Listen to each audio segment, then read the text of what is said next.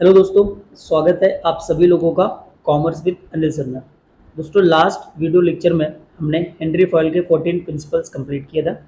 तो टोटल दो थ्योरी है प्रिंसिपल के लिए। एक है मॉडर्न थ्योरी ऑफ मैनेजमेंट जिसको दिया था हेनरी फॉयल ने, और दूसरी है साइंटिफिक थ्योरी ऑफ मैनेजमेंट जिसे इंट्रोड्यूस किया था F.W. टेलर ने। तो आज हम पढ़ेंगे F.W. टेलर के प्रिंसिपल। सबसे पहले टेलर के बारे में पढ़ लेते हैं। ठीक है। सो टेलर एक अमेरिकन थे जिन्होंने अपना करियर स्टार्ट किया था एक मैकेनिस्ट की तरह। ठीक है, एक मिडवेल स्टील वर्क जो फिलाडेल्फिया में है, वहाँ पे उन्होंने अपना करियर शुरू किया था। उन्होंने बहुत मेहनत की और फिर वो प्रोग्रेस करके एक चीफ इंजीनियर बनते हैं। और उन्होंने भी सेम काम किया जो हेनरी फॉयल किया था। उन्होंने भी बहुत सारे एक्सपेरिमेंट किए, उसके बाद उन्होंने ऑब्जर्वेशंस किया। लेकिन फ़र्क क्या था, जो हेनरी फॉयल का था वो मॉडर्न थियरी ऑफ मैनेजमेंट है। उन्होंने जनरली ऑब्जर्वेशंस करके कुछ सिस्टम्स या कुछ टेक्निक्स बनाए। लेकिन इनकी क्या खास बात ये थी, इन्होंने जो भी एक्सपेरिमेंट जो भी ऑब्जर्वेशन किया वो साइंटिफिक डेटा को ध्यान में रखते हुए किया। टेलर की जो अप्रोच थी मैनेजमेंट की तरफ, उनकी अप्रोच को साइंटिफिक मैनेजमेंट कहा गया।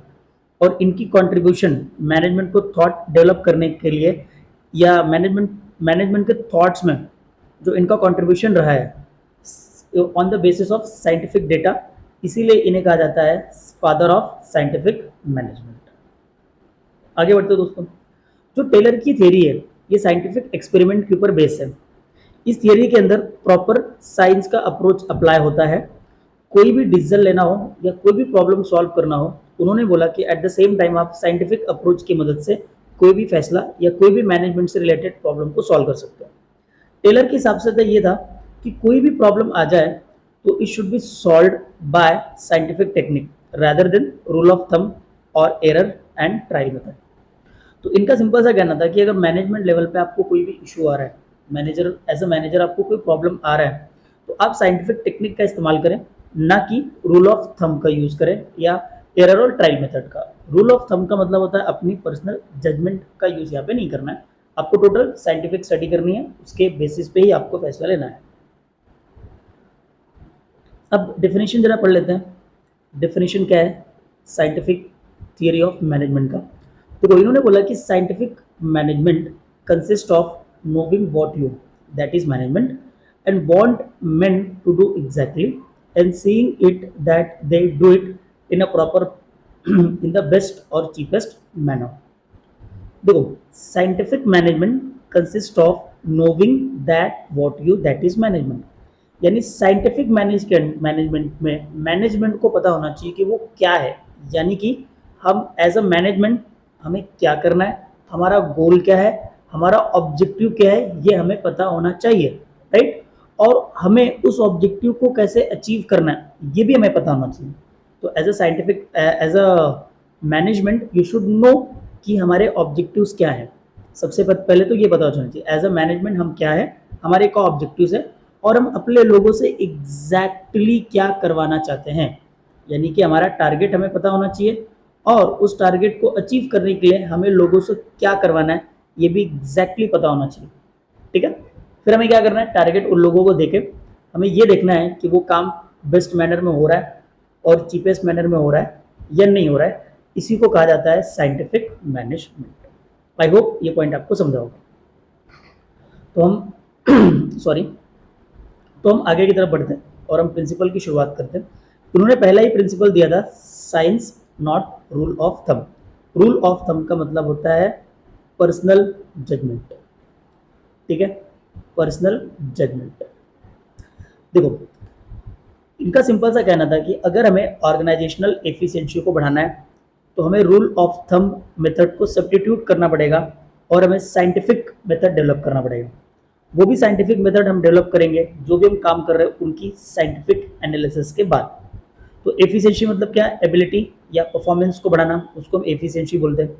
तो इन्होंने बोला कि अगर आपको ऑर्गेनाइजेशनल एफिशिएंसी इंक्रीज करना है तो आपको रूल ऑफ थंब वाला मेथड क्या करना पड़ेगा, सब्स्टिट्यूट करना पड़ेगा, और उसकी जगह पे एक साइंटिफिक मेथड डेवलप करना है, वो भी एनालिसिस, साइंटिफिक एनालिसिस करने के बाद। देखो, rule of thumb decision are based on personal judgement of the manager. तो जो रूल ऑफ थंब होता है वो ऑलरेडी मैं बता चुका हूँ कि वो मैनेजर की पर्सनल जजमेंट के बेसिस पे लिया गया डिसीजन होता है। तो टेलर ने इस बात पे जोर दिया कि हम ना साइंटिफिक मेथड यूज करें, इवन तो छोटे से छोटे स्मॉल काम के लिए भी। मैनेजमेंट के अंदर एक छोटा सा भी काम आता है, उसके लिए हमें साइंटिफिक टेक्निक्स यूज करनी चाहिए rather than rule of thumb. इस प्रिंसिपल में उन्होंने ये बताया कि हमें जो भी जॉब परफॉर्म करना है उसके लिए एक बेस्ट मेथड आपको सेलेक्ट करना है, और ये जो मेथड होगा वो उस जॉब को प्रॉपर एनालिसिस करने के बाद डेवलप होगा, ना कि ट्रायल और एरर मेथड से। उन्होंने बोला कि हर काम को करने के लिए एक स्टैंडर्ड टाइम डिसाइड करो, एक स्टैंडर्ड आउटपुट डिसाइड करो। इससे क्या होगा, इससे हमारा टाइम भी बचेगा, ह्यूमन एनर्जी भी बचेगी, और जो भी हमारा स्टैंडर्ड आउटपुट है वो हम अचीव कर पाएंगे। टेलर ने यहाँ तक बोला कि एकदम छोटी से छोटी जो प्रोडक्शन की एक्टिविटी है, जैसे अगर आपको आयरन शीट्स को बॉक्स में लोड करना है, तो इसके लिए भी आपको साइंटिफिक तरीके से प्लान होना चाहिए, ये काम भी साइंटिफिकली प्लान होना चाहिए। समझ में आई आप लोगों को ये बात? तो इन्होंने बोला छोटा से छोटा काम में आप साइंस लगा दो। ठीक है, हम आगे पढ़ेंगे कि इन्होंने ना अलग अलग टेक्निक्स भी हम कैसे करेंगे। तो इनका सिंपल सा कहना था, जब भी आप कोई भी काम करें ना उसकी प्रॉपर स्टडी कर ले। इस काम को करने के लिए एवरेज कितना टाइम लगता है, कितना मटेरियल लगता है, ठीक है, कितने लोग मिलकर ये काम कंप्लीट कर सकते हैं, कितनी देर में हो जाता है। तो इसमें क्या होगा, उस काम के बारे में बारीक से बारीक जानकारी आपको होगी, तो आप एग्जैक्ट बता सकते हैं कि कितने लोग कितने दिन में या कितने घंटों में कितनी प्रोडक्टिविटी या क्वालिटी के साथ ये काम कर सकते हैं। ठीक है, रैदर देन हम rule of thumb personal judgement है कि हाँ यार इतने दिन में हो जाएगा, इतने लोग कर देंगे या इतना प्रोडक्शन हो जाएगा, ये नहीं हो जाएगा। नहीं, एग्जैक्ट आपको वर्क एनालिसिस करना है, उसके बेसिस पे आपको ये फैसले लेने हैं। ठीक है, अगला पॉइंट की तरफ हम बढ़ते हैं, that is harmony not Discord.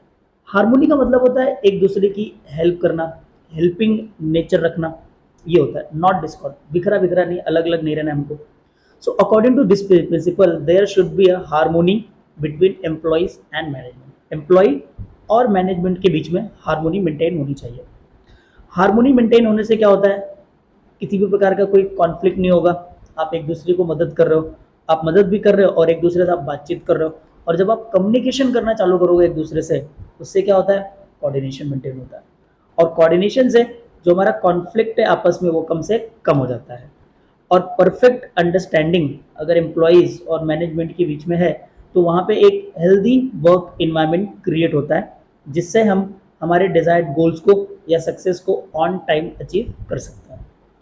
Organisation should think about the maximum prosperity of the employee also. Simple चीज़ है, ऑर्गेनाइजेशन को एम्प्लॉय के बारे में सोचना है और एम्प्लॉयज़ को ऑर्गेनाइजेशन के बारे में सोचना है। तो ऑर्गेनाइजेशन सिर्फ और सिर्फ अपनी सक्सेस के बारे में नहीं सोचे, बल्कि वो एम्प्लॉयज़ के सक्सेस के बारे में भी सोचे। प्रॉस्पेरिटी का मतलब क्या होता है, सक्सेस या सफलता। बढ़ते हैं अगला point. Next point is mental revolution. देखो ये पॉइंट टेलर ने इंट्रोड्यूस किया, ठीक है, और ये प्रिंसिपल मेनली फोकस क्या करता है कि जो एटीट्यूड है एम्प्लॉयज़ का मैनेजमेंट के प्रति और मैनेजमेंट का एम्प्लॉयज़ के प्रति, वो क्या होना चाहिए, चेंज होना चाहिए। So this principle focuses on change in the attitude of employees and management towards each other.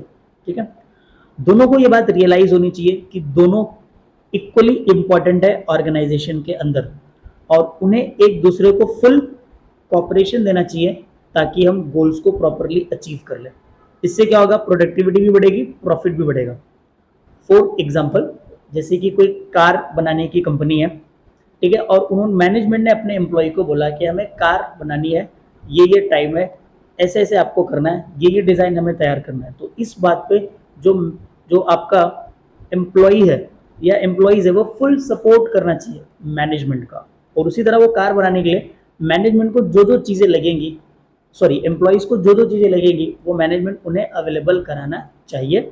Example के तौर पर टाटा नैनो, तो रतन टाटा ने जब ये बात बताई अब उनके वर्कर्स को, तो रेडी हुए, या उनकी टीम को जब बताया होगा तो रेडी हुए, हाँ ठीक है हम 1 लाख 1.5 या 2 लाख के अंदर अंदर हम ये कार बना देंगे। उन्होंने मना नहीं किया, उन्होंने पूरा कॉपरेशन किया, किसको, टाटा एंड ग्रुप को, यानी अपनी कंपनी को। और उसी तरह से कंपनी में भी एम्प्लॉय की मदद करनी चाहिए। ये होता है मेंटल रेगुलेशन, यानी कि एक दूसरे के प्रति जो एटीट्यूड होगा वो बेटर होना चाहिए, वो पॉजिटिव एटीट्यूड होना चाहिए, ना कि निगेटिव एटीट्यूड होना चाहिए, और दोनों एक दूसरे को प्रॉपर इंपॉर्टेंस देने चाहिए। आई होप ये पॉइंट आपको क्लियर हुआ रहेगा। नेक्स्ट पॉइंट की तरफ बढ़ते हैं, कॉपरेशन बट नॉट इंडिविजुअलिज्म। ठीक है, आपको इंडिविजुअल एज ए इंडिविजुअल आपको फोकस नहीं करना है, सभी लोगों को कॉपरेट करना है। तो ये जो प्रिंसिपल है वो ज़्यादा फोकस करता है म्यूचुअल कॉर्पोरेशन के अंदर। एम्प्लॉय और मैनेजमेंट के बीच प्रॉपर कॉपरेशन होना चाहिए। ठीक है, तो कॉपरेशन, ट्रस्ट और टीम स्पिरिट ये इंटरनल कंपटीशन को क्या करते हैं, हेल्दी इन्वायरमेंट में कन्वर्ट कर देते हैं। यानी कि अगर वर्कफोर्स और मैनेजमेंट के बीच में प्रॉपर कॉपरेशन है, ट्रस्ट है, टीम स्पिरिट है, तो आपस में इंटरनल कंपटीशन नहीं होगा, एक हेल्दी वर्किंग एनवायरनमेंट होगा। हमें एक दूसरे के साथ चलना है, ठीक है, एक दूसरे को कॉपरेट करते हुए प्रोडक्शन प्रोसेस को लेके आगे जाना है, ये वाली भावना रहेगी, ना कि सिर्फ मुझे आगे बढ़ जाना है इस या ये चीज़ में आगे बढ़ जाना है, ऐसा नहीं है। ठीक है, एग्जाम्पल, अगर मैनेजर सोचे कि भाई सिर्फ मेरी प्रोग्रेस हो, मेरी टीम प्रोग्रेस ना करे, तो ऐसा थोड़ी होता है। ठीक है, या फिर जो एम्प्लॉयज़ है वो सोचे कि मैं आगे बढ़ जाऊँ और मेरे एम्प्लॉयज़ आगे ना बढ़े या मेरी टीम आगे ना बढ़े, ऐसा भी नहीं होता है। ठीक है, तो मैनेजमेंट को हमेशा employees management should always consider the suggestion given by the employees in decision making. तो अगर एम्प्लॉयज डिसीजन मेकिंग के अंदर अपना कंट्रीब्यूशन देना चाह रहे हैं या कोई सजेशन दे रहा है, तो मैनेजमेंट को वो कंसिडर करनी चाहिए और एम्प्लॉय को एक इंटीग्रल पार्ट ट्रीट करना चाहिए ऑर्गेनाइजेशन के अंदर, हर एक मैनर में, हर एक रिस्पेक्ट में। और इसी तरह से जो एम्प्लॉई है उन्हें भी इन सब चीज़ों से रोकना चाहिए। किन चीज़ों से रोकना चाहिए खुद को, जैसे अननेसेसरी स्ट्राइक पे चले जाना और ऐसी कोई डिमांड कर देना जो मैनेजमेंट नहीं पूरा कर पाएगा। ठीक है, तो अब इसकी वजह से क्या होगा, देखो हम स्ट्राइक कर देंगे, हम फालतू की डिमांड रख देंगे, तो उससे क्या होगा, काम भी रुक जाएगा और जो मैनेजमेंट का काम है वो भी नहीं पूरा होगा और हमारा तो काम ऑलरेडी बंद है, तो हमें पेमेंट वैसे ही नहीं मिलेगा। तो they should treat each other two pillars of the organisation. तो भाई दोनों ही एक ही पे ऑर्गेनाइजेशन के पिलर है। आपको पता है पूरे पिलर्स पे बिल्डिंग टिकती है, तो भाई एक भी पिलर हिलना नहीं चाहिए या गिरना नहीं चाहिए। नेक्स्ट पॉइंट की तरफ हम बढ़ते हैं, that is division of responsibility.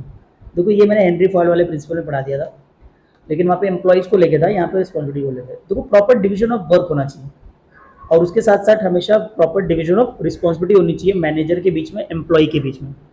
Major planning done by top level, middle level और जो एम्प्लॉय का काम होगा एग्जीक्यूट करेंगे, यानी वो प्लानिंग का काम है। देखो यहाँ पे हम डिवीजन ऑफ रिस्पॉन्सिबिलिटी ले रहे हैं कि भाई आपको प्लानिंग करना, ठीक है, ये सब किसका काम हो जाएगा, मिडिल लेवल और लोअर लेवल का। फिर उस प्लानिंग को एग्जीक्यूट करना, ये किसका काम हो जाएगा, एम्प्लॉय का काम हो जाएगा।